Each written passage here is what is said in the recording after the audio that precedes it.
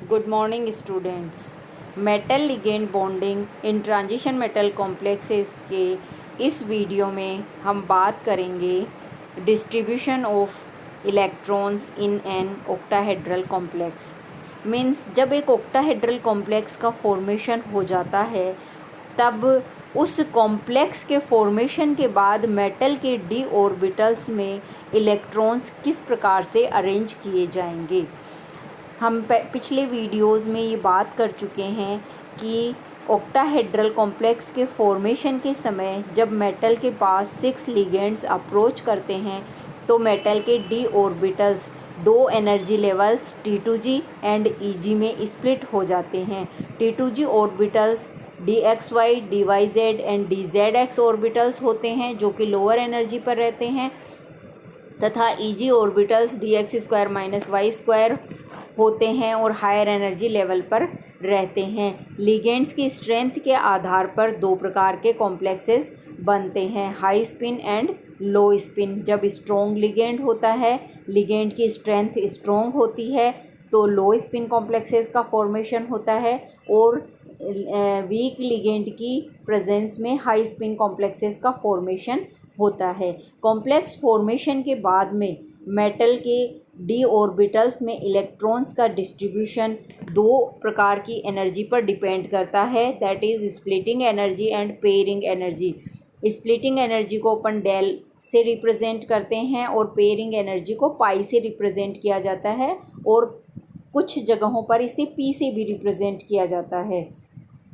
अगर splitting energy का मान पेयरिंग एनर्जी से कम होता है तो T2g ऑर्बिटल्स में इलेक्ट्रॉन्स की पेयरिंग इजीली हो जाती है क्योंकि पेयर्ड होने के लिए इलेक्ट्रॉन्स को एनर्जी अवेलेबल होती है और मैक्सिमम इलेक्ट्रॉन्स अनपेयर्ड ही रहते हैं। इसी प्रकार हाई स्पिन या स्पिन फ्री या वीक फील्ड कॉम्प्लेक्स का फॉर्मेशन होता है। दूसरी सिचुएशन कंडीशन हो सकती है स्प्लिटिंग एनर्जी का मान पेयरिंग एनर्जी से काफ़ी ज़्यादा हो। इस कंडीशन में इलेक्ट्रॉन्स पहले T2g ऑर्बिटल्स में भरेंगे, फिर वहाँ पे उनकी पेयरिंग हो जाएगी और उसके बाद में पेयरिंग होने के बाद में Eg में इलेक्ट्रॉन्स जाते हैं। इस प्रकार से लो स्पिन या स्पिन पेयर्ड या स्ट्रॉन्ग फील्ड कॉम्प्लेक्सेस का फॉर्मेशन होता है। अब अपन इसको डायग्रामेटिकली या टेबुलर फॉर्म में बता सकते हैं कि dx कॉन्फ़िगरेशन यानी मेटल का कोई कॉन्फ़िगरेशन हो, वीक फील्ड की प्रेजेंस में क्या इलेक्ट्रॉनिक कॉन्फ़िगरेशन होगा कॉम्प्लेक्स का और स्ट्रॉन्ग फील्ड की प्रेजेंस में क्या इलेक्ट्रॉनिक कॉन्फ़िगरेशन होगा। वीक फील्ड लिगेंड की प्रेजेंस में हाई स्पिन स्पिन फ्री और कॉम्प्लेक्सेस का फॉर्मेशन होगा और इनमें मोर नंबर ऑफ अनपेयर्ड इलेक्ट्रॉन्स होते हैं। स्ट्रॉन्ग फील्ड की प्रेजेंस में LS लो स्पिन कॉम्प्लेक्स का फॉर्मेशन होगा जिसे स्पिन पेयर्ड भी कहते हैं और less number of unpaired electrons present होते हैं। अब हम बात करते हैं कि मेटल जब लिगेंड के साथ में कॉम्प्लेक्स बना लेता है उसके बाद कॉम्प्लेक्स में मेटल के डी ऑर्बिटल्स में इलेक्ट्रॉन्स का रीडिस्ट्रीब्यूशन किस प्रकार से होता है, वीक फील्ड की प्रेजेंस में एंड स्ट्रॉन्ग फील्ड की प्रेजेंस में। मान लीजिए मेटल का इलेक्ट्रॉनिक कॉन्फ़िगरेशन D1 था तो वीक फील्ड हो चाहे स्ट्रॉन्ग फील्ड हो दोनों ही सिचुएशन में इलेक्ट्रॉनिक कॉन्फ़िगरेशन, क्योंकि T2g orbitals lower energy level पे हैं इसलिए इलेक्ट्रॉन T2g में जाएगा और चूंकि Eg electrons higher energy level पे हैं Eg orbitals higher energy level पे हैं तो Eg में इलेक्ट्रॉन बाद में फिल होता है। अगर D1 कॉन्फ़िगरेशन है तो फर्स्ट इलेक्ट्रॉन T2g में जाएगा चाहे वो हाई स्पिन हो चाहे वो लो स्पिन हो। D2 कॉन्फ़िगरेशन के केस में इलेक्ट्रॉन T2g में जाएगा। हुंड्स रूल के अकॉर्डिंग पहले लोअर एनर्जी वाले ऑर्बिटल्स फिल होते हैं।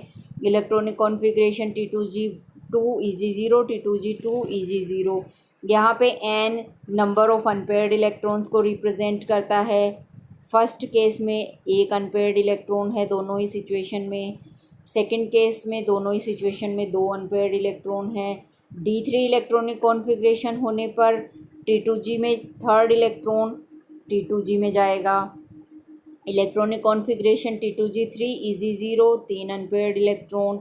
स्ट्रॉन्ग फील्ड की प्रेजेंस में भी T2G3 Eg0 3 अनपेयर्ड इलेक्ट्रॉन। अब डिफरेंस क्रिएट होता है D4 से वीक फील्ड और स्ट्रॉन्ग फील्ड में। वीक फील्ड होने पर फोर्थ इलेक्ट्रॉन जो होगा वो T2G में नहीं जा कर के Eg में चला जाएगा, ये देखिए। लेकिन अगर स्ट्रॉन्ग फील्ड है तो फोर्थ इलेक्ट्रॉन T2G में ही जाएगा और यहीं पर इसकी पेयरिंग हो जाएगी।